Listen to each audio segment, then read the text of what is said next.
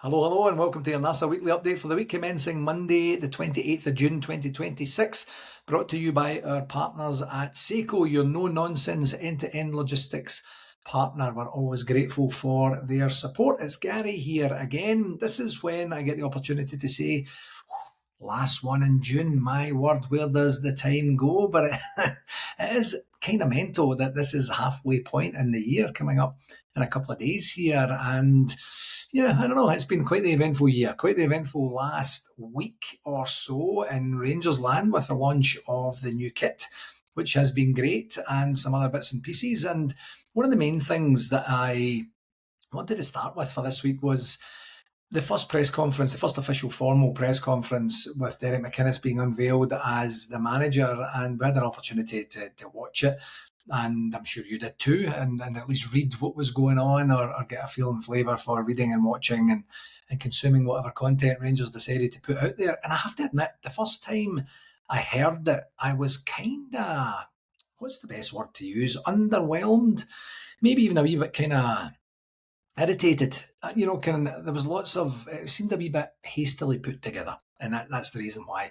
And there's lots of ehs and ums, and and he's a seasoned guy. And then so I was kind of like, oh, that's odd. And then I went back and rewatched it again, and I was more than impressed with what he did the second time. I've no idea why I was in that type and style of frame of mind in the very beginning, and just when you hear and feel and see, if you watched it on video, the passion that he has, the steely determination, he genuinely wanted this role. Lots and lots of managers would, I understand and appreciate that, but he made a point of saying, I didn't come all those years ago for a variety of reasons, none of which matter now, but there were particular reasons for that, and I'm here now, and there are particular reasons for that. And I think it's to do with stability. And the club, as I mentioned last week and maybe the week before, the club has been a basket case for quite some time. And he's at that situation now where he knows what he's doing. Over 800 games as a manager, and all the press training and all the ability to be able to answer questions that he wants to answer, deflect questions away from topics he doesn't want to talk about and such. It was a very, very impressive, steely determination interview from a man who genuinely believes he's in the right place. And I think he's really going to grow on me. The best way to do that, of course, is to win football games and get us into positions of challenging for silverware. It's been such a long time, and it feels like the right move for everyone at the same time. And I say that with a bit of an extension to Nashville 2026, when I spent some time with Jim Gillespie and Fraser Thornton, and specifically Jim Gillespie. I hadn't met Jim before, and he has that kind of no-nonsense, steely determination about himself as well, where he knows exactly what he's doing, where he's going, what that's going to look like. Not that he gets to control any of the things that are happening, but he knows where he can influence, he knows what we want to do, and he has a plan to get there. That's what I felt like with Derek in the interviews and such. And then, of course, there was the first 3 days in his management reign or something. There was a video put out on the Rangers official YouTube channel, and as soon as I opened it, it was like 28 minutes long, and I thought, oh man, that's a long time to watch a video. Maybe I should put it on 1.5. And I put it on, and it was actually riveting. It was riveting just to see the type and style of stuff that he has to get done, from arriving at the airport from the States, from his World Cup thing that he was doing. I don't know if he was working there or just participating or just on holiday or all of the above. And then to doing the formal official stuff. And then more importantly, you've seen his interaction with the players. So if you haven't watched it, please go to the Rangers YouTube channel and just this first 3, I can't remember exactly what the title is, but it's essentially the first 3 days in his tenure. And when you see him interacting with the players and spending some time with them, and you know that he has a wee bit of knowledge about them, but he's just getting to know them, and them getting to know him too. And it was fascinating to see the dynamic, because it felt to me, just through watching on video, that there was a genuine, real connection there. they would know him, of course, because as they're going through their video preparation and such for the various games towards the end of last season, they would know the manager, and they would probably see him and hear him on the sidelines, I imagine, as the games are progressing. And there just seemed to be there seemed to be a connection there, and obviously the players are doing a lot of work, and they're getting themselves up to speed. The World Cup players will come back at some point here kind of soon, but yeah, I think it made me feel good. I guess is probably what I'm kind of summarising everything with, where I had that initial. I wasn't looking to be offended or anything like that, but I thought it wasn't quite compelling until I watched it again. So if you felt the same, please go watch it again and let me know if you feel the same about that, because I was delighted the second time to kind of go, actually, you get beyond yourself a wee bit here, Gary, and look at, do you know what I want to do? Honestly, folks, what I want to do is I want to look forward to the Rangers manager press conferences again. I was riveted when Steven Gerrard was there. I never missed anything. If he was doing anything anywhere, I was going to watch it, I was going to listen to it, and I was going to just absorb it. And that helped me with the podcast, and it helped me just get excited for the games and know and understand kind of where we're going and the type and style of what would you say, mood around the camp, that kind of thing. And I haven't really had that. I had it in wee fits and starts with the various guys that have been in place since then. And I think there's a real opportunity to look forward to what Derek is going to say, certainly from a general interest perspective at the beginning of the season. But if I don't feel like I'm getting any content or value from it, I'm not going to waste my time watching it. And I don't think that's going to be the case with Derek in place. So I hope that's absolutely the case. So we'll see what that looks like. And one thing that I did want to say just at the very top of the show here, I was actually reading something to do with my business podcast that I do. Please don't forget to check out that on Gary Gillan Coaching. And it's called The Best You, a coaching podcast. And it's about asking for reviews. And it really made me think about, from an NARSA perspective, if you've got any suggestions from this show perspective, or any comment, any feedback, or anything at all, please go do a review on whatever platform you're listening to. The one I'm most familiar with is Apple platform, and it's a wee bit clunky. And I know I've asked this before many months ago, maybe even years ago now. But if you scroll down just kind of beyond the wee list of episodes, you'll see the stars there. And if you click the stars, hopefully you're edging towards 5 stars and not the 1. But if it's a 1, it's a 1. And please do let me know that. And then you get an opportunity to comment as well. And that really helps us know that we're providing you the right type and style of content, that we're giving you what you need. And if there's anything else that you would suggest, please by all means suggest it, because I've just made this up, the format and the feel and the flow over the years I've been doing it, and I don't know if it's working. I mean, we get good numbers and such, but that doesn't mean it can't be better.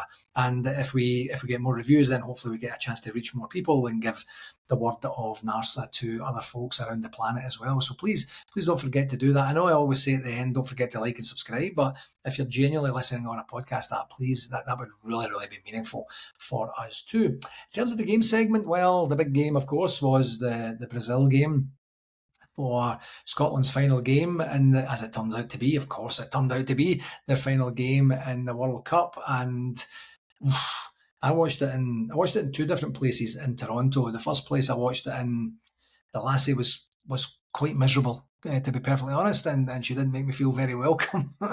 So I finished my pint in there and then walked around the corner to another sports bar, and they were much more welcoming. And the venue change didn't make for any lighter viewing. Scotland, we contributed to our own downfall. It's against Brazil. Brazil are a good team. Of course, had some chances to score in the game, but what really struck me afterwards was Steve Clarke's demeanour. Steve Clarke's, I mean, I know he's always dour and such, and if that's the way he is, that's the way he is. There's nothing wrong with that. But he was very, very short and curt with anyone who ever asked him a question. Walked out the press conference. My understanding is that wasn't the first time he did that in this World Cup as well. And then, of course, lo and behold, so what I was going to say on this pod today was, that's kind of odd behaviour, don't you think? Like, I mean, essentially not taking any responsibility or accountability, not explaining truly what happened, and not, more importantly, backing up your players, backing up your squad and saying, I believe in these folks. And then subsequently, of course, he resigns once it became known, and it was very unlikely anyway that we were going to qualify for the last 32, and then he resigns like weeks after signing a new 4-year deal, which is the most bizarre thing for me, because you would sit down as you're going through contract negotiations and say, right, okay, what if this is a stink bomb? What if this is a humdinger? What if this goes catastrophically wrong and we don't have anything to grasp onto in terms of, longevity in the tenure or anything like that? And I would have thought that would have been part of that. But I mean, quite frankly, Scotland are not a fun team to watch. We're a fun country. We're a fun bunch. The Tartan Army. Do you know what? The Tartan Army.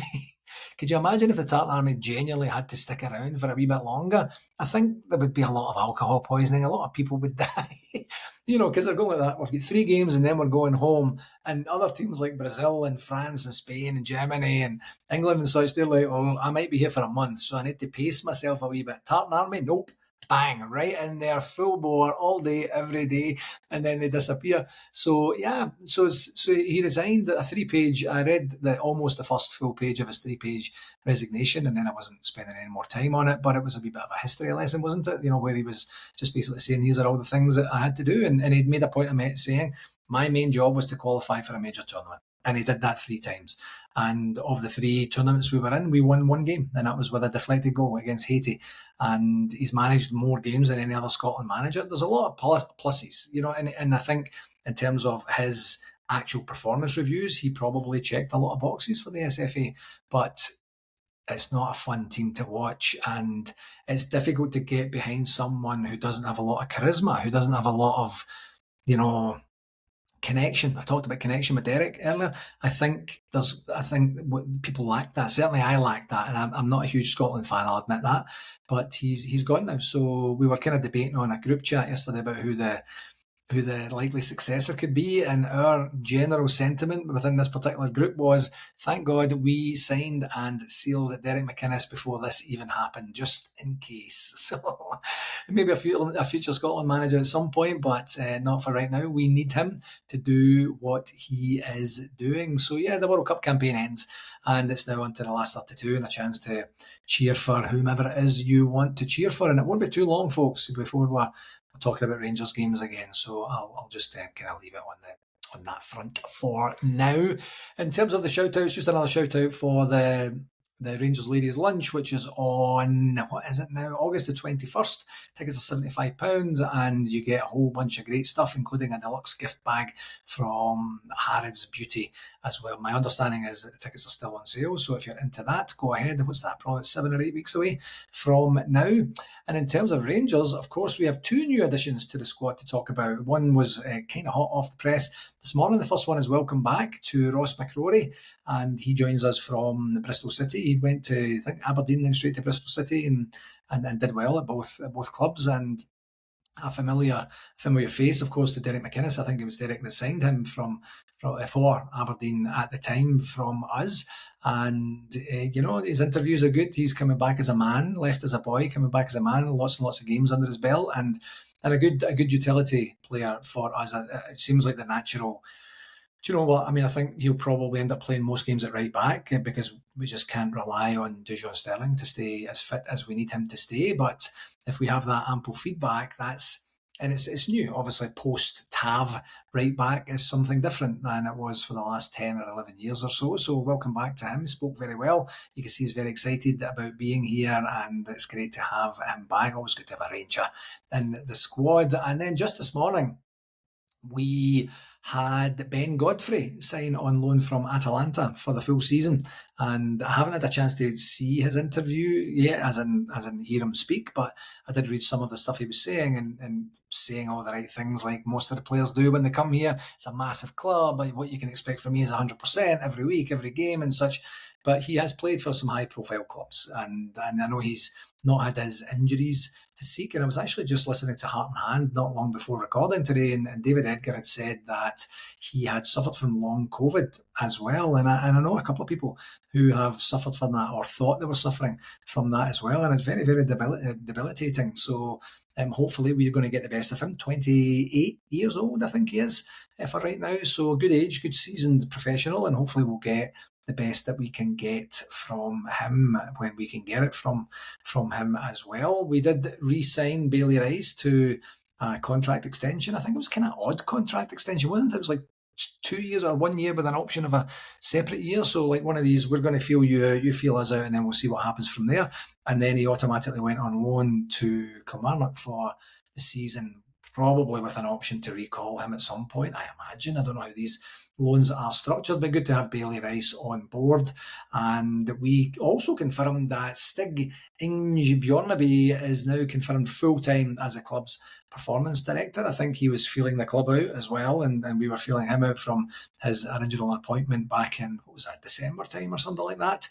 And he's now, it was December time, and he's now going to transition to the role on a permanent basis. So hopefully that works out well. There's going to be a good relationship with him and Derek in the team, and of course with the board and such. And I'm not 100% sure what that role entails. We've called it so many different things over the years and probably tweaked what the job description actually is, but that's good news. And it might have happened already, but I'm recording right now. It's 10:29 a.m. my time, but it looks like we're signing Hull City goalkeeper Ivar Pandur, who's coming to Rangers with Jack Butland going in the opposite way. Two separate deals. Apparently we are paying $6 million. We're getting $3 million for Jack Butland, and he goes with our best wishes. He had a lot of really, really good nights in a Rangers jersey, and he had a few kind of humdingers or stink bombs. I'm using those words more than I should be on a podcast, I think.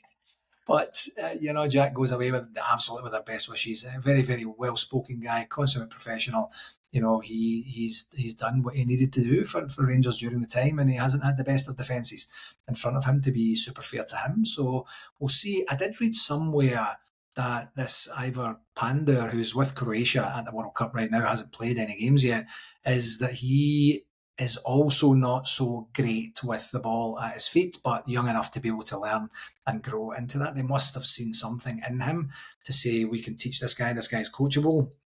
Whereas Jack Butland's a wee bit longer in the tooth, and you get what you get from him in terms of his distribution and ability to find a Rangers player or do something meaningful with the ball when it comes to his feet. So, yeah, some exciting times there in terms of that, and we'll see what else is coming. But Rangers are doing some significant business early in the transfer window, which is good to see. And we'll see whether anything else comes from the links that we had with Devlin from Hearts, who my understanding is out of contract. And so it's good. It's good to welcome aboard, obviously, from everyone at NARSA here, and we hope you have nothing but success in a Rangers shirt. And do you know the one key thing that actually reminds me of what Derek was saying in his interview was it takes a lot to be a Rangers player. He would know, having been with the club for years and years as a player, and the expectation. And to be very clear, he was super clear about this in terms of the expectation, where he says, you're coming here to win things. You're not coming here to contribute. You're not coming here to earn some money. You're not coming here as a platform and a stepping stone. Yes, those might be the byproducts, but when you're here, it has to be drummed into you that you're here to win silverware. You're here to become a winner. And then when you become a winner, you get opportunities open to you if somewhere else is in your future at some point down the line. But you're coming here to win, not just to contribute, not just to play a part, not just to get your stats or numbers up to a certain point where your agent can scout you around. You're coming here to win. And we haven't heard anyone say that. Anyone. I haven't anyway. So that was a great thing as well. So hopefully that's been drummed into the players that are coming back as well. And just kind of back to the World Cup. I think it was actually on the same day, wasn't it, last week, that we had Nico Raskin set up a goal in Belgium's 5-1 victory against New Zealand. He set up the cross with his first touch, and Lukaku scored with his first touch as well. That's like the fourth or fifth goal. So great to see him in among the goals. That puts another 25 bazillion pounds on his transfer fee, I am sure. And also on the same day, actually I think it was earlier in the day, Tello Asgard had scored against France as well. Good finish. He actually played well. He played well. Nico's played well in the tournament, and we've seen some good performances from Rangers players there, which is good to see, and good to see for other people to see as well. And with regards to Asgard, I think the general gist that I'm getting in terms of feel from the Rangers support is that we would be okay letting Raskin go. He's at that age and stage with his contract and his actual age that this will be the most valuable he ever is. With Asgard, I don't want to give up on Asgard because I really genuinely think there's a player in there. He's got some really good attributes about him. And having had that experience of his first season there, now that opportunity to be able to kind of take that into finalising whenever Norway are out of the World Cup, and then recuperating, and then getting back to Rangers and then saying, right, okay, I'm really going to cement my place here. And hopefully McInnes fancies him. If he doesn't, then he's not done himself any harm for us to get some decent coin from him, I should say, as he leaves as well. So yeah, gazillions actually probably on the price tags is what I would be having. In terms of a convention update, nothing to report in terms of any material discernible conversations in and around the convention. There is going to be a NARSA Executive. Here's a fun fact. There's going to be a NARSA Executive meeting this Thursday, and we're going to concentrate primarily on two things. One is going to be lessons learned from Nashville 2026. The second one is going to be setting RTV up for success for season 26-27. Dan Bransfield has been doing a power of work in the background, and there might be some correspondence coming out this week. It might be before the meeting or maybe just after the meeting, but expect to see that. We're trying to get the information as early as we possibly can because they had a meeting with Rangers TV last week, and we know what the costs are for the season, and the costs for the season with Rangers TV are more than we are bringing in from the clubs. So we need to have an open conversation about what that means. Do we go back to the clubs for more money? Is NARSA going to cover the shortfall? That's a bit of a going out of business plan, which is not something we're really that interested in for right now. So lots of conversations to take place. But here's the fun fact. The fun fact is this is going to be the second meeting in 14 years of the NARSA Executive that I've missed. I can't make it. We had a bit of a poll to see who was going to be available when, and as the past president, I guess I don't count that much anymore. No, I'm joking. The majority could make it on Thursday, and certainly to voice their information and opinion about what's actually happening from an RTV perspective and the future. And future conversations around the convention. Brian and Alan know exactly how I feel about the convention, and I'll articulate my lessons learned to them prior to the meeting. But it feels a bit weird. I don't mind admitting it feels a wee bit weird that I'm going to miss the meeting. I've got a Stampede event downtown, and I typically don't go to the Stampeding events, but as a small business owner or a solopreneur as I am, I need to go do some networking, and it's with a pal of mine as well, and they put on a good event, and it's in the afternoon, and there's zero chance I'm going to be of any fit state at the time the meeting starts to be able to contribute anything meaningful. Kind of like my performance at every single convention that we've ever had or that I've ever attended anyway. So yeah, I'm going to miss it, but we'll get the minutes and we'll see how that goes. So that meeting is happening this week. Just another reminder, if your club changes committee members or executive members and or locations, any of the above, please do let us know. You can email NARSA Communications at gmail.com. You can email me directly, rangerssec@hotmail.com. That's 2 S's and 2 C's, and we'll make sure that people know where you are, and we'll make sure that you're getting the correspondence that you are supposed to be getting.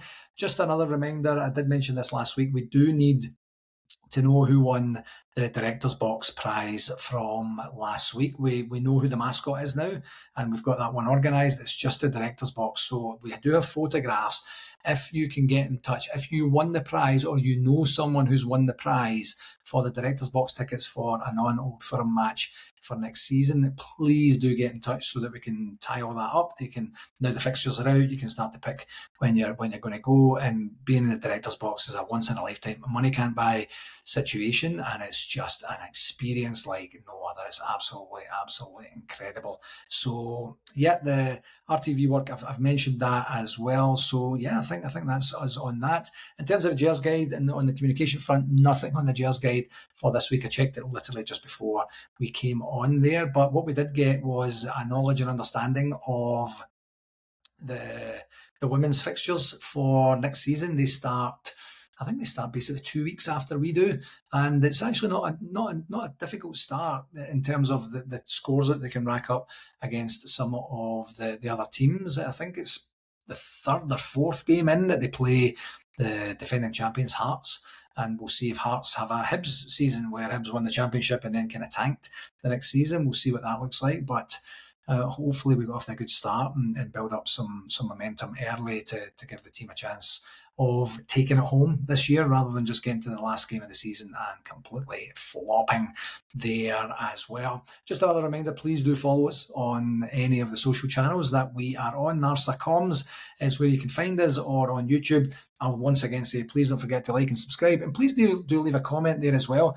I kept getting a comment from I can't even remember the person's handle name, calling me a bigot and all sorts of things. I'm a bigot. I don't get called bigot anything much, apart from ego and ears. But the person was calling me a bigot and stuff, so he got blocked, But if you've got anything meaningful to say, I'd love to have the dialogue. I don't check it as often as I should, but if I know that people are genuinely commenting there, I would be more than happy to check it more often. So let's keep the dialogue going. And it's me, literally, you're speaking to. It's me who will respond as well. So I'd love to continue to create that connection and that dialogue. Okay, my friends, I will love you and leave you. Thank you very, very much, as always, for taking the time to tune in. Please do share it with someone that you think might enjoy it.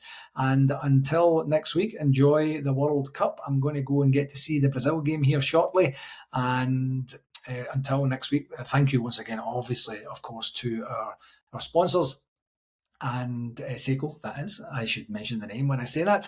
And until next week, please do take care of yourself and all the very best, okay? Follow.